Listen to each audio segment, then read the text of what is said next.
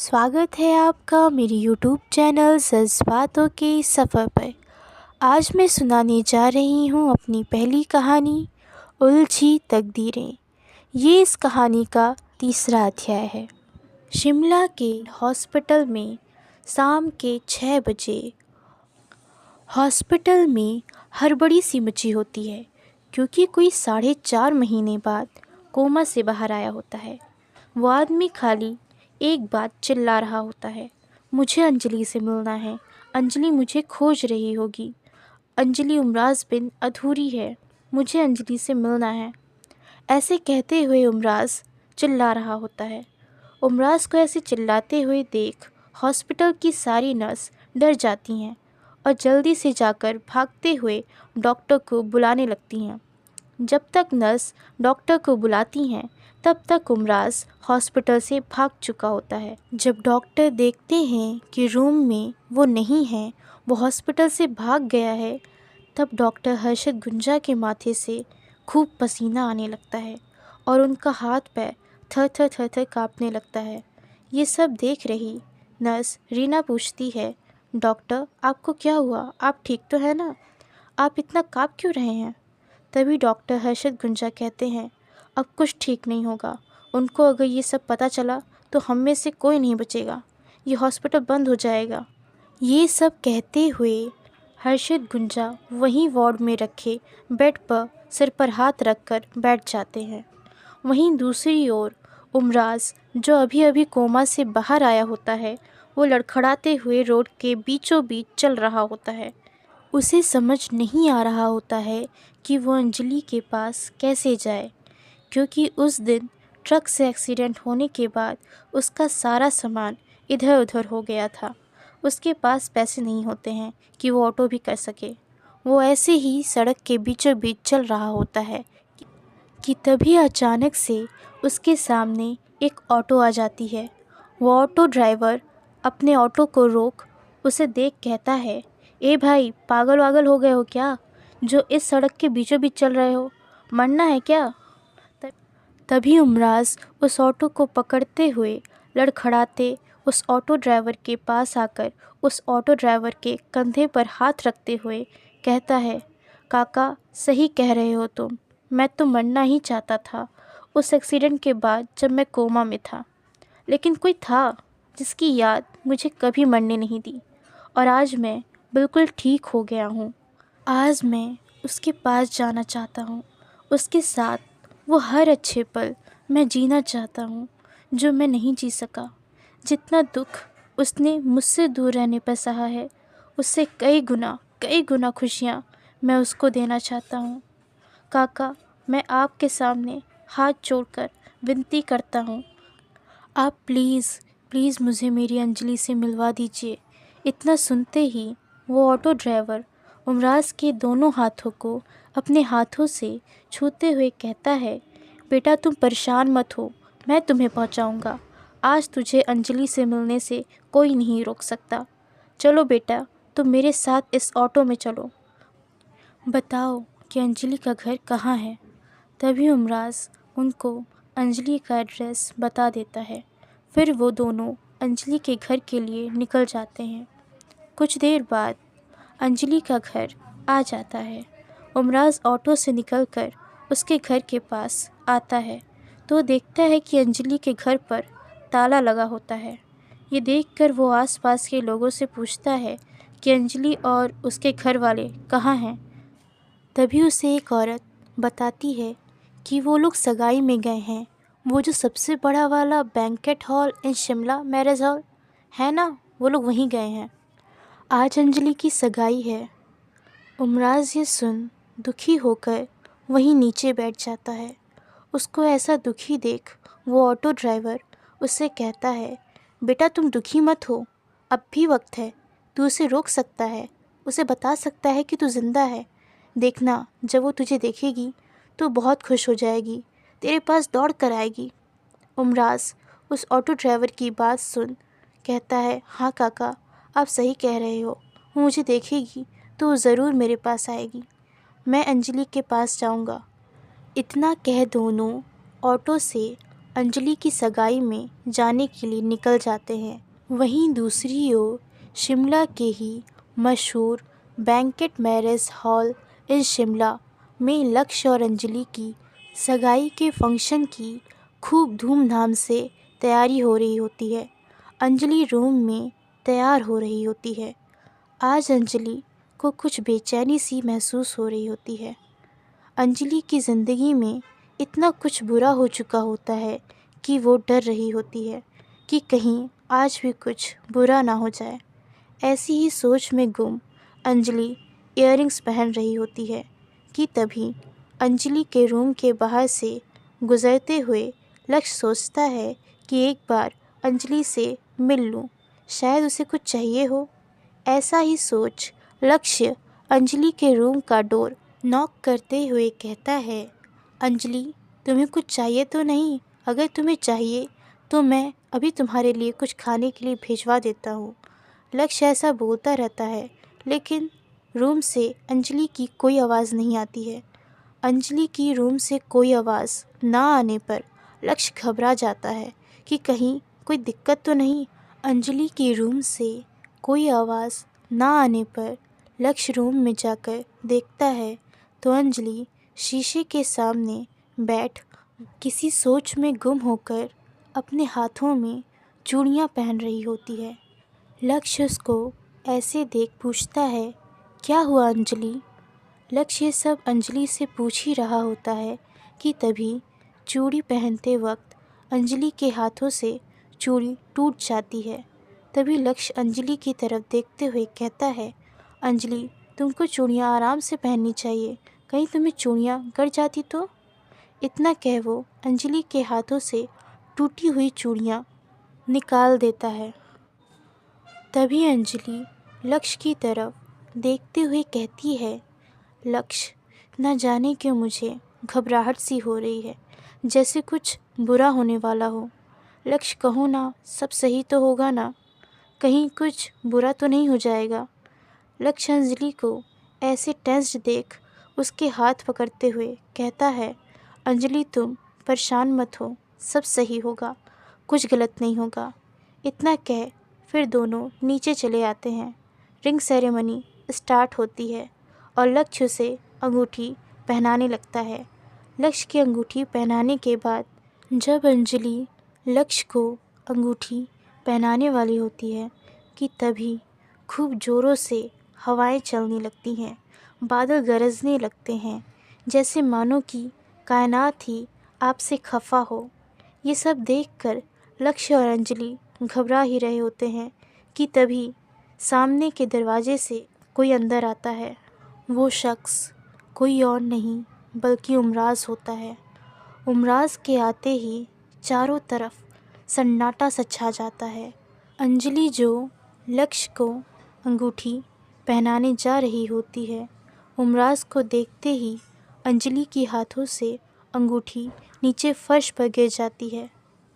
अंजलि के लिए मानो वक्त वहीं पुरानी यादों के बीच कहीं थम सा गया हो। लक्ष्य जो अंजलि के दर्द को बहुत अच्छे से समझता था, वो आज जब अंजलि की आंखों में देखता है तो उसे अंजलि की आंखों में वही दर्द नज़र आ रहा होता है जैसा उसने उसकी आंखों में आज से 1 महीने पहले देखा था।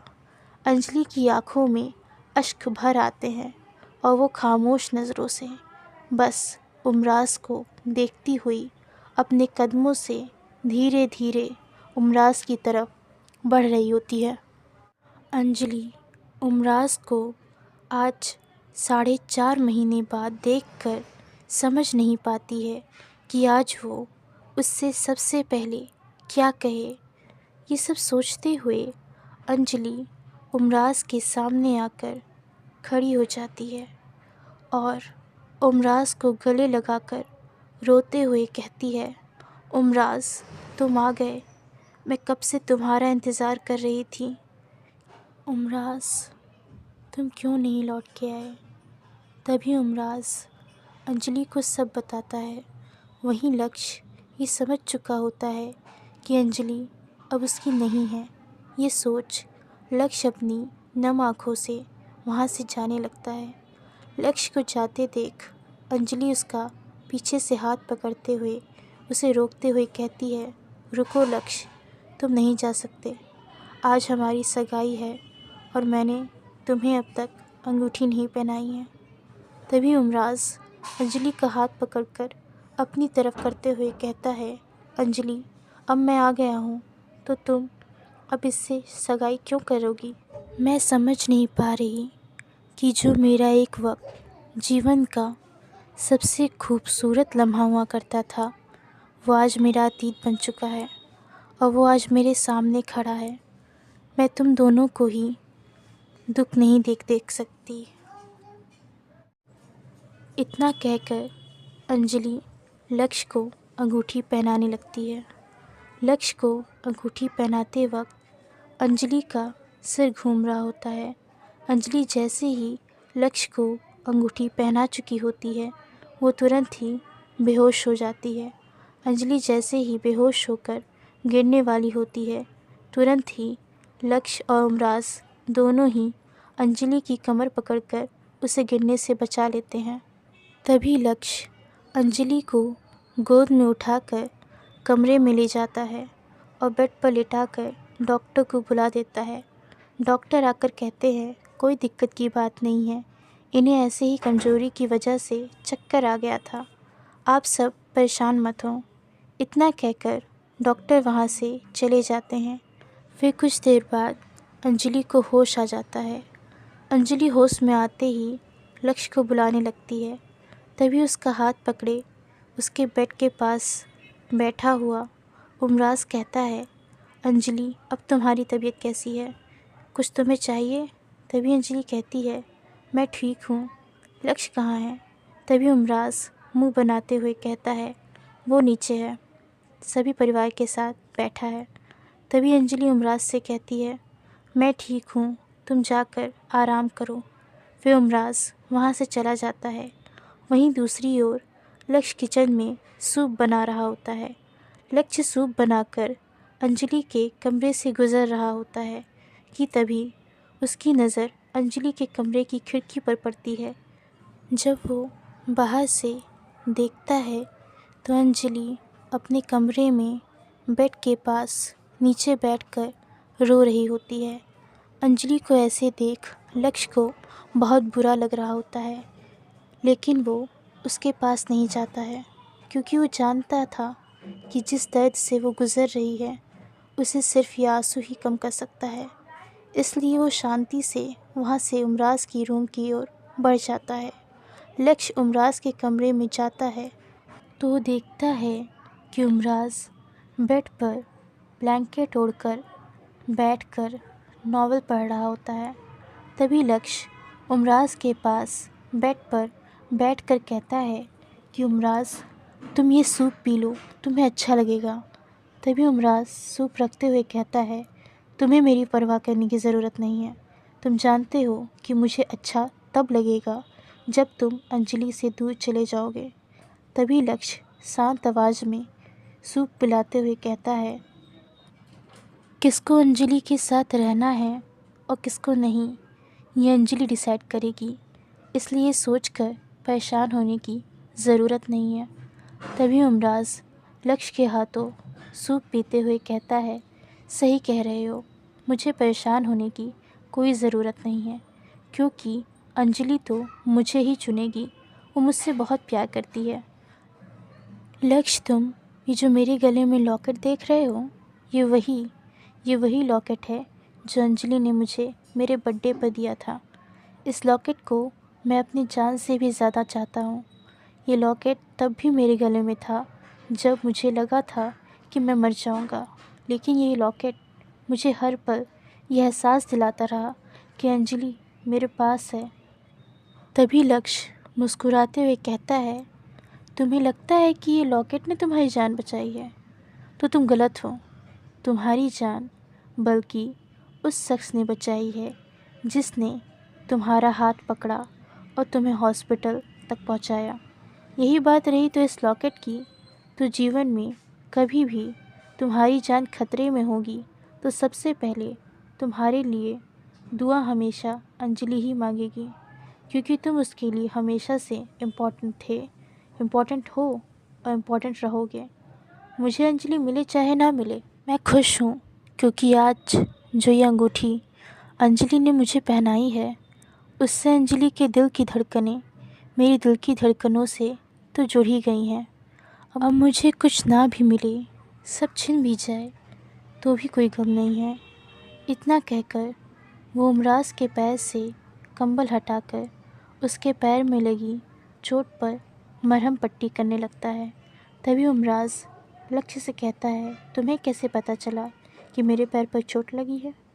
तभी लक्ष्य कहता है, जब मैंने अंजलि से प्यार किया तब मैंने उससे जुड़े सभी लोगों को अपना माना और उसी वजह से उनके दर्द को भी मैंने अपना लिया है, इसलिए मुझे सब पता चल जाता है। इतना कहकर लक्ष्य जाने लगता है। तभी उमराज लक्ष्य को रोकते हुए कहता है, अगर अंजलि ने मुझे चुना तो? तभी लक्ष्य कहता है, तो भी मैं खुश हूँ। फिर लक्ष्य चला जाता है। लक्ष्य ने इतना कह तो दिया होता है, लेकिन उसे भी डर लग रहा होता है कि कहीं अंजलि उससे दूर ना हो जाए। अगली सुबह हल्दी का दिन होता है। अंजलि उमराज और लक्ष्य से कहती है, जो पहले हल्दी कूट कर बनाएगा वही मुझे हल्दी लगाएगा। दोनों ही इसके लिए तैयार हो जाते हैं। वहीं दूसरी ओर चाहत ने चिल्ला चिल्ला कर पूरा हॉस्पिटल अपने सिर पर उठा लिया होता है। सभी डॉक्टर्स और नर्सेस चाहत गिल के आने से डर जाते हैं, ख़ास तौर पर डॉक्टर हर्षद गुंजा। चाहत गुस्से से तेज़ तेज़ चलकर हर्षद गुंजा के पास आती है और गुस्से में उसको चाकू दिखाते हुए कहती है, मुझे बताओ कि मैंने जिस कोमा पेशेंट को यहाँ एडमिट किया था वो रूम नंबर 206 में क्यों नहीं है? बोलो, कहाँ है वो? तभी डॉक्टर हर्षद गुंजा डरते हुए कहते हैं, मैम वो भाग गया। चाहत गुस्साते हुए, भाग गया? आप सबके रहते हुए भी वो भाग गया? अगर उसे कुछ भी हुआ तो याद रखना कि चाहत गिल को आफत बनने में ज़्यादा टाइम नहीं लगेगा। इतना कहकर चाहत वहाँ से चली जाती है। चाहत के जाने के बाद हर्षद गुंजा की नर्स कहती है, ये मैम तो सच में बहुत ख़तरनाक हैं। चाहत गुस्से में घर आकर लिविंग रूम में सोफ़े पर बैठकर पॉपकॉर्न खाते हुए तेज़ आवाज़ में टीवी चलाकर देख रही होती है। तभी चाहत का पापा राजीव चाहत के पास सोफ़े पर बैठकर उसे चिढ़ाते हुए कहता है, तो बेटी चाहत, आज आप हमें बताइए कि आज आपने कौन कौन से बड़े बड़े शिकार किए हैं? आज आपने चींटियों की रानी को मारा है या मच्छरों के राजा को? तभी चाहत अपने पापा से कहती है, पापा अब आप तो मत चिढ़ाइए, आप तो जानते ही हैं कि आज तक मैंने शिकार के नाम पर सिर्फ मच्छरों को ही मारा है। मुझे लेकिन शिकार करना बहुत पसंद है, लेकिन मुझे पता नहीं था कि मेरे इसी शिकार की वजह से किसी बेगुनाह को तीर लग जाएगी और वो 4.5 महीने तक कोमा में चला जाएगा। न जाने पापा उसने हर पल मेरी वजह से कितनी तकलीफ़ सही होगी। अब पता नहीं वो कहाँ है, किस हाल में है। पापा अगर सच में उसे कुछ भी हुआ तो मैं कभी भी खुद को माफ़ नहीं कर पाऊँगी। इतना कहकर चाहत रोते हुए अपने कमरे में चली जाती है। चाहत का पापा राजीव कहता है कि अब इसे कौन समझाए कि ये किसी को मार ही नहीं सकती, जिसके अंदर इतनी दया भावना है कि जिस लड़के को वो जानती भी नहीं है उसके लिए हर दिन दुआ मांगती है। ऐसी कोई जगह नहीं है जहाँ उसने उस लड़के की सलामती के लिए दुआ ना मांगी हो। मैं तो बस रब से यही दुआ करता हूँ कि वो उस लड़के को सलामत रखे, वरना चाहत को गिल्ट में जाने से कोई नहीं रोक सकता। अगली सुबह चाहत हर जगह उमराज को ढूंढती है और उसे वो कहीं नहीं दिखता। वो फिर से हॉस्पिटल जाती है और डॉक्टर हर्षद गुंजा को फिर से धमकाते हुए कहती है, देखो डॉक्टर, अगर जल्दी तुमने मुझे नहीं बताया कि वो कहाँ है तो सच में आज तो तुम गए। तभी डॉक्टर हर्षद गुंजा डरते हुए झूठ बोल देते हैं कि उस इंसान को हम नहीं बचा पाए। आपको सदमा ना लगे इसलिए हमने आपसे झूठ कहा कि वो इस हॉस्पिटल से भाग गया है। इतना सुनते ही चाहत की आँखों में अश्क भर जाते हैं और वो खामोश हो जाती है। ये सब सुन फिर वो आगे कुछ नहीं कहती है और वहाँ से चली जाती है। वहीं दूसरी ओर अंजलि और लक्ष्य की हल्दी की रस्म चल रही होती है। अंजलि के कहने पर लक्ष्य और अमराज दोनों बड़ी सी ओखली में हल्दी कूट रहे होते हैं। सबसे पहले उमराज हल्दी कूट के ख़त्म करता है, इसलिए अंजलि को हल्दी वो लगा सकता था। उमराज जब अंजलि के तरफ हल्दी लगाने के लिए आगे बढ़ता है तो अंजलि की आंखों को देखता है जो सिर्फ लक्ष्य की ओर देख रही होती हैं। उन आँखों में आज नमी थी। उन आँखों में लक्ष्य को खोने का डर था, उससे दूर जाने का डर था। उन आँखों को डर था कि कहीं मैं जीत गया तो लक्ष्य को खो ना दे। ये सब देखकर उमराज को समझ आ जाता है कि अंजलि उसे नहीं लक्ष्य को मानती है, लेकिन वो मेरा दिल तोड़ना नहीं चाहती, इसलिए वो कुछ नहीं बोल रही है। ये सब सोच उमराज अंजलि के पास ना जाकर लक्ष्य की तरफ बढ़ता है और उसके गालों पर हल्दी लगा देता है। तभी लक्ष्य उमराज से कहता है, तुम ये चैलेंज जीत गए हो और तुम्हें अंजलि को हल्दी लगाना चाहिए, तो मुझे क्यों हल्दी लगा रहे हो?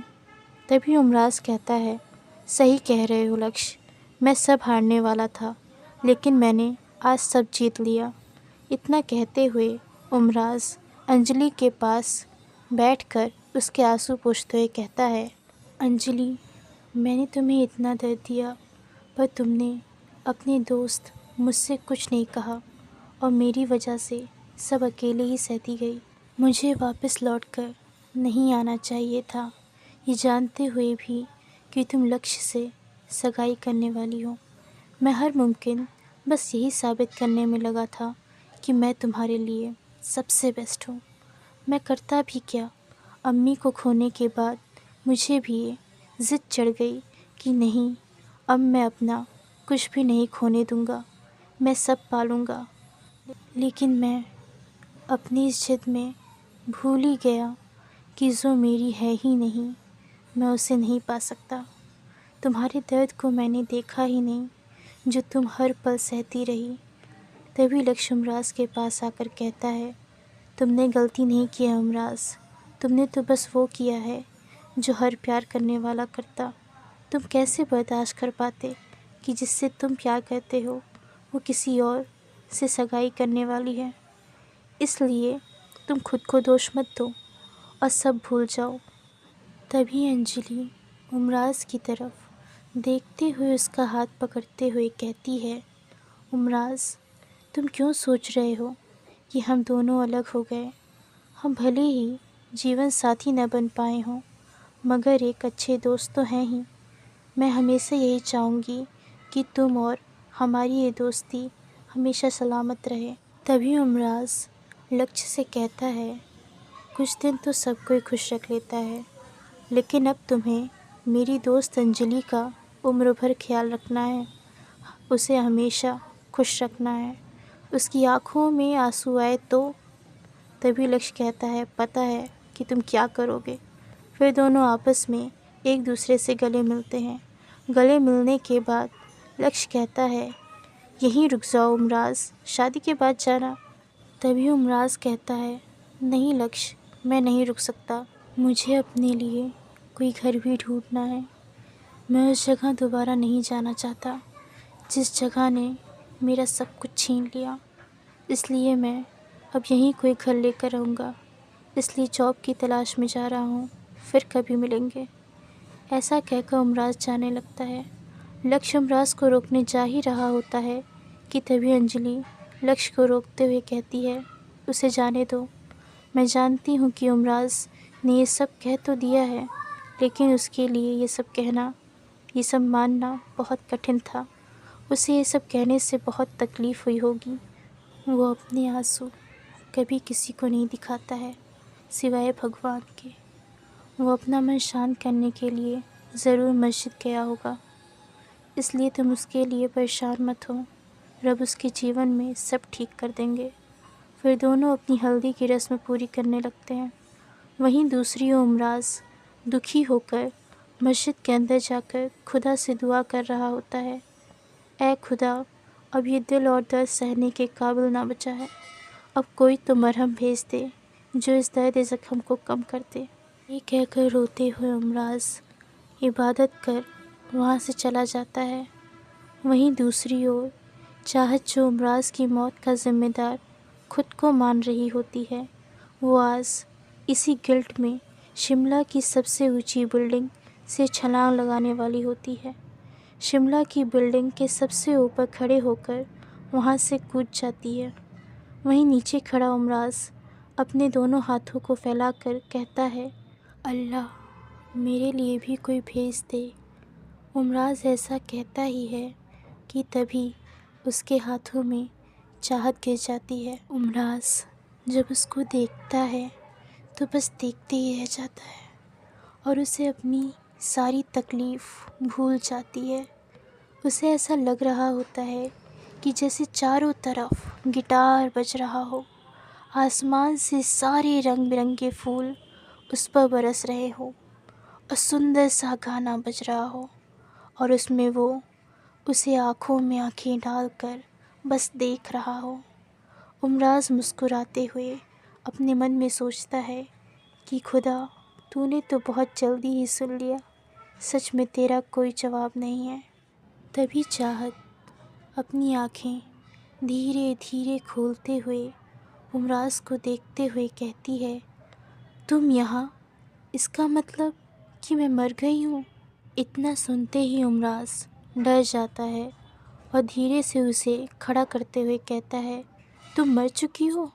तभी चाहत कहती है, हाँ, मैं भी मर चुकी हूँ और तुम भी। ये सुन उमराज उसका हाथ पकड़कर उसे चारों तरफ दिखाते हुए कहता है, ये देखो, अपनी चारों तरफ हम जिंदा हैं और शिमला में हैं। तभी चाहत खुश होते हुए उसे गले मिलते हुए कहती है, मैं बहुत खुश हूँ कि तुम ज़िंदा हो। तभी उमराज उससे पूछता है, तुम क्या कह रही हो? मैं कुछ नहीं समझ पा रहा हूँ। फिर चाहत पूरी बात बताती है। ये सुन उमराज खुश होते हुए मन में सोचता है कि अच्छा हुआ इसे नहीं पता कि मेरा ट्रक से एक्सीडेंट हुआ था। मैं इसे कुछ नहीं बताऊंगा। इतना सोच उमराज कहता है, मैं उमराज हूँ जिस पर आपने तीर चलाई, जो मेरे दिल के बीचों बीच लगी है। ये सुन चाहत रुआसी आवाज़ में कहती है, आई एम सॉरी उमराज, मैं इसके लिए बहुत दुखी हूँ। तभी उमराज चाहत से कहता है कि ये दर्द तो सिर्फ तुमसे निकाह करने पर ही दूर होगा। ये सुन चाहत थोड़ा शर्मा जाती है। 4.5 महीने तक उमराज की देखभाल करते करते चाहत को भी उससे प्यार हो जाता है, तो निकाह के लिए हाँ कर देती है। यहाँ चाहत और उमराज का निकाह हो रहा होता है। वहीं दूसरी ओर लक्ष्य और उमराज की शादी।